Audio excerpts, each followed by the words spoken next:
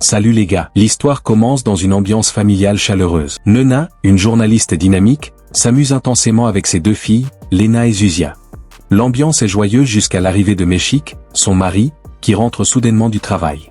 Il adresse à peine un mot à ses filles, qui s'éclipsent aussitôt en riant. Nena est surprise de le voir revenir si tôt. Meshik lui répond froidement que c'était une erreur de rentrer plus tôt. Il se rend à la cuisine, ouvre le réfrigérateur, n'en sort qu'une simple saucisse et lance à Nena un regard critique, lui disant qu'elle serait plus belle vêtue de gris. Une remarque sèche, presque humiliante. Dès ses premiers instants, le portrait d'un mari aigri et désagréable se dessine. Le lendemain, Nena retourne à son travail et se plaint de la lenteur de la direction à recruter un nouvel assistant. C'est alors qu'elle fait la connaissance de Yannick, un homme au visage familier. Très vite, l'alchimie entre eux devient évidente. Yannick révèle qu'il vient tout juste d'arriver de Pologne après avoir vécu à Amsterdam. Par un curieux hasard, il se retrouve à travailler dans la même unité que Nena, celle dédiée à la mode et au style de vie.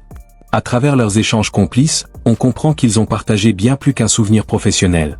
Des flashbacks dévoilent une nuit passionnée passée ensemble, 10 ans plus tôt, dans un bar. Cette nuit-là avait laissé entre eux une connexion profonde, presque indélébile. Yannick semble encore troublé de la retrouver dès son premier jour de retour. Nena, visiblement troublée elle aussi, lui donne sans hésiter son mot de passe pour le système interne de l'entreprise, lui disant de passer chercher sa carte d'identité plus tard. Elle lui indique aussi l'heure de son arrivée au bureau, suggérant une familiarité encore bien vivante. Alors qu'ils partagent ce moment de retrouvailles, Agnesa, une collègue du bureau, entre pour remettre un document à Nena. Elle se présente à Yannick avec un sourire charmeur. Avec un brin d'humour, elle lance à Nena qu'elle espère que Yannick restera au-delà de sa période d'essai, car elle ressent déjà une connexion avec lui. Nena, quelque peu agacée, lui demande de garder ce genre de remarques pour plus tard. Mais Agnesa n'en démord pas et plaisante en disant qu'elle veut avoir sa chance avec l'homme de ses rêves. Avant de partir, Agnesa glisse à Yannick qu'elle est toujours disponible s'il a besoin d'un coup de main pour son travail.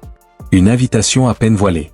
Un peu plus tard, alors que Nena tente de réparer une machine à café en panne, elle reçoit un appel de sa mère, qui lui demande ce qu'elle et son mari doivent apporter pour la fête prévue chez Nena. Essoufflée et pressée, Nena lui répond de ne pas s'en soucier, qu'elle achètera tout après le travail. Mais sa mère insiste gentiment, ils viendront tout de même avec quelque chose de spécial. À la fin de l'appel, Nena contacte Mick, espérant qu'il puisse aller chercher les filles à l'école, car elle est débordée. Mais il refuse, prétextant qu'il est lui aussi occupé, et lui suggère d'appeler plutôt sa mère, ce que Nena n'a visiblement pas envie de faire. Pendant ce temps, Meshik déjeune avec Miss Janoska et tente de la convaincre de signer un contrat important avec son entreprise. Pendant ce rendez-vous professionnel tendu, Nena, elle, rentre tard à la maison. Elle y trouve son père dans la cuisine, en pleine préparation pour la fête. Il lui annonce que sa mère et les filles arriveront bientôt. Quand Nena lui dit que Mick travaille encore, son père reste sceptique. Il lui rappelle qu'un couple, c'est avant tout une question de sacrifice partagé. Mais Nena le défend, Mick, dit-elle, a toujours été patient avec ses oublis. Au dîner, l'ambiance est tendue. Sa mère propose que Nena et Mick soufflent ensemble les bougies du gâteau, pour renforcer leur complicité. Mais Mick les souffle seul, sans même attendre Nena. Un geste symbolique, révélateur. Le père de Nena en profite pour critiquer l'attitude irresponsable de son gendre, mais Nena prend une nouvelle fois sa défense, assurant que Mick l'aime à sa manière. Plus tard dans la soirée, Nena évoque la fête avec Mick et lui confie qu'à leur prochain anniversaire, elle aimerait qu'ils se parlent vraiment, qu'ils se retrouvent intimement. Elle lui demande de lui faire l'amour. Mais il ne répond qu'en lui promettant un coup rapide. Juste au moment où il s'apprête à passer à l'acte, une de leurs filles entre dans la chambre pour dormir avec eux. Le moment est brisé. Le lendemain au travail, Nena sollicite Yannick. Ils doivent trouver un nouveau concept pour leur prochaine série. Elle lui demande s'il a des idées. Alors qu'ils brainstorment ensemble, des flashbacks refont surface. On y voit un jeune Yannick inviter Nena à leur bal de promo, des souvenirs empreints de tendresse et d'insouciance. Ils discutent de thèmes comme l'amour de soi et la positivité corporelle. En regardant des photos de Nena avec ses filles, Yannick apprend qu'elle est mariée, mère de 2 enfants. Et c'est là qu'il tique. Ses prénoms, Lena et Zuzia, sont exactement ceux qu'ils avaient imaginés ensemble, autrefois, pour les enfants qu'ils rêvaient d'avoir. Plus tard dans la journée, la sœur aînée de Yannick lui rend visite. Elle sent qu'il est troublé. Lorsqu'elle lui demande ce qu'il a, il finit par avouer qu'il est amoureux d'une femme mariée, mère de 2 enfants. Sa sœur, inquiète, le met en garde, il ne doit pas détruire un foyer. Mais Yannick, résolu, lui répond qu'il a déjà tenté de fuir cet amour une fois. Il ne veut pas recommencer. Ce soir-là, Yannick partage un moment avec Nena. Ils échangent sur la perception du corps, la façon dont les gens s'aiment ou se jugent. Mais leur conversation est brusquement interrompue par un appel, c'est Mick. Il est minuit. Nona descend. Dans le salon, Mick l'attend avec fierté. Il porte un toast, ravi d'avoir convaincu Janoska de signer le contrat. Un moment qu'il veut célébrer, et qu'il espère voir récompensé. Avant de quitter le bureau, Agnesa lance un dernier regard à Yannick, lui glissant qu'elle reste disponible s'il a besoin d'aide dans son travail. Au même moment, Agnesa invite Yannick à la rejoindre dans un bar. Elle tente sa chance, insinuant qu'elle est bien plus adaptée à lui que Nona, qu'elle considère comme trop vieille. Mais leur tête-à-tête est interrompu lorsque Yannick reçoit un appel pressant de Nona, elle a besoin de médicaments pour Zuzia. Sans hésiter, il quitte Agnesa et fonce chez Nona. Lorsqu'il arrive, il n'a pas les mains vides. Médicaments, snacks, repas, tout ce qu'il faut pour prendre soin de la petite et de sa mère. Tard dans la nuit, alors que tout le monde dort, Yannick jette un dernier regard attendri à Nona endormie. Avant de partir, il laisse une note sur la table, lui disant de ne jamais hésiter à l'appeler si elle a besoin de quoi que ce soit. Le lendemain matin, Yannick revient, les bras chargés de quelques courses. Ensemble, ils prennent un petit déjeuner chaleureux. Zuzia, affaiblie, repose sur le canapé. À un moment, elle lève les yeux vers Yannick et lui demande de partir. Surprise mais respectueuse, Nona l'accompagne jusqu'à la porte. Juste avant de se dire au revoir, leurs mains se frôlent, s'agrippent un instant, et le silence entre eux en dit long. Mais le moment est brutalement interrompu par un appel. C'est Maxik, qui est en randonnée dans les collines glaciales. Yannick comprend qu'il est temps de partir. Au téléphone, Max demande à parler aux enfants. Nona tend le combiné à Lena, qui mentionne innocemment que Yannick était là. Ce simple détail met Max en alerte. Plus tard, il demande à Nona pourquoi elle n'a pas simplement appelé sa mère pour l'aider, au lieu de contacter Yannick. Elle lui répond calmement qu'elle ne voulait pas subir le stress que sa mère lui aurait infligé dans une telle situation. De son côté, de retour chez lui, Yannick est transporté.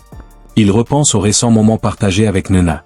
Un sourire rêveur sur le visage, il réalise que, malgré tout, il est de plus en plus attaché à elle. Peu de temps après, la mère de Nona arrive à la maison. Nana l'avait elle-même appelée, réalisant qu'elle avait besoin d'un coup de main. Pendant ce temps, Lena, la petite, demande à sa mère de prévenir Yannick qu'il n'y a plus de bonbons. Plus tard, dans l'ascenseur du travail, Nana transmet le message à Yannick avec un sourire.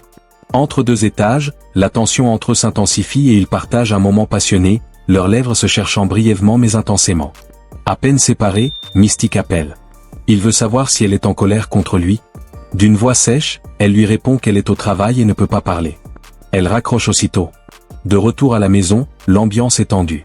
Sa mère critique sa manière d'élever les enfants, affirmant qu'elle ne leur consacre pas assez de temps. Nona, agacée, défend sa position, elle fait déjà tout ce qu'elle peut pour eux, chaque jour. Ce jour-là, Nana parle à Yannick de la série « Body » sur laquelle il travaille. Elle exprime ses doutes, elle craint que le projet ne devienne un piège émotionnel, un triangle des Bermudes mêlant le corps, la psychologie et l'amour. Yannick, avec douceur, l'invite chez lui. Elle hésite à partir, mais il l'enlace fermement, lui disant qu'il ne la laissera pas repartir seule ce soir. Ils passent la nuit ensemble. Dans l'intimité de son appartement, ils s'aiment pour la première fois. Pendant ce temps, Mick est en appel vidéo avec les enfants. Lorsqu'elle rentre, Nana lui reproche froidement de l'avoir laissé gérer seule, lui et sa mère la poussant à travailler jusque tard dans la nuit. Le lendemain, Yannick emmène Nona dans un spa niché en pleine forêt. Là, ils se détendent, prennent des photos pour la série. L'atmosphère est paisible, presque irréelle. Nona lui dit qu'elle aimerait revenir un jour. En l'embrassant, elle lui murmure qu'elle voudrait rester avec lui pour toujours. Touché, Yannick lui répond qu'il pourrait même aménager une chambre pour ses enfants, si elle décidait d'emménager. Cette nuit-là, Nana se confie à sa mère. Elle lui avoue qu'elle pense être tombée amoureuse. Sa mère l'écoute puis, d'un ton sérieux, lui rappelle que la famille reste la chose la plus précieuse. Elle l'exhorte à ne pas se précipiter, pour éviter d'être blessée. Au bureau, Yannick montre à Nona une photo qu'il a retouchée, leurs visages n'y sont pas visibles. Tout est fait dans la discrétion. Il pose une main tendre sur son épaule, et elle regarde l'image avec émotion. Soudain, Agnieszka entre dans la pièce. Choquée, elle accuse Nona d'avoir franchi les limites de leur collaboration professionnelle. Plus tard, Yannick confie à Nana qu'il a reçu une offre d'un concurrent pour diriger leur division lifestyle. D'une voix posée mais ferme, elle lui dit de l'accepter. Elle pense qu'il vaut mieux qu'ils mettent fin à leur relation. Elle avoue ne plus pouvoir supporter cette situation. Pendant ce temps, loin dans les collines, Mick fait une rencontre inattendue. Un autre randonneur, solitaire, entame une discussion avec lui. Il parle de sa rupture avec sa compagne, révélant finalement qu'elle était atteinte d'un cancer. Un récit qui laisse Mick songeur et ébranlé. Elle est décédée 2 mois plus tard. Ce récit touche profondément Mick. Ému, il avoue avoir quitté sa femme non pas par désamour, mais pour comprendre ce que signifiait vraiment lui manquer. Au bureau, Agnieszka demande à Nena si elle assistera à la célébration organisée pour le nouveau poste de Hinks. Nena répond qu'elle n'ira pas. Mais peu après, une vague de vide et de tristesse s'empare d'elle.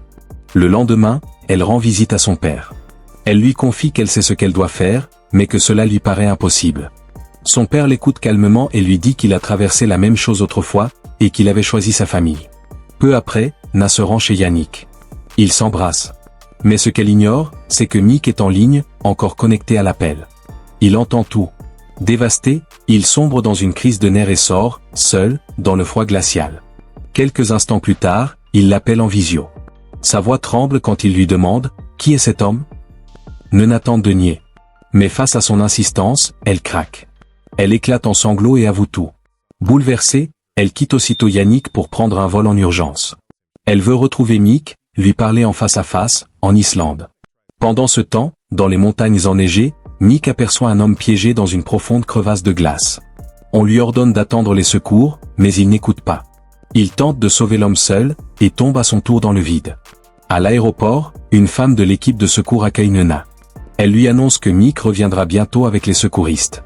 Mais sur le terrain, les choses empirent. Alors que l'équipe tente de remonter Mick et l'homme blessé, la corde cède. Mick retombe. Alors que la secouriste parle avec Nena de sa famille, un appel interrompt leur discussion. Un accident. Elle fonce à l'hôpital.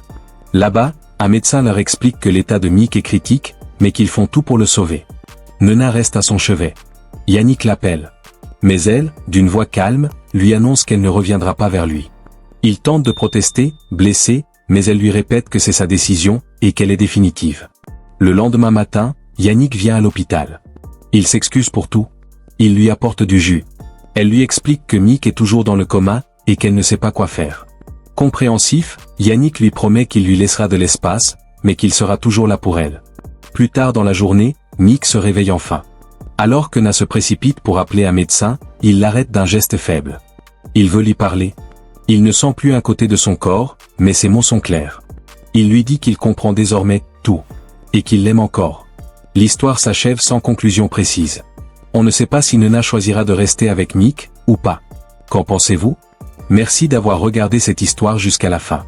N'oubliez pas de vous abonner pour ne rien manquer. À la prochaine.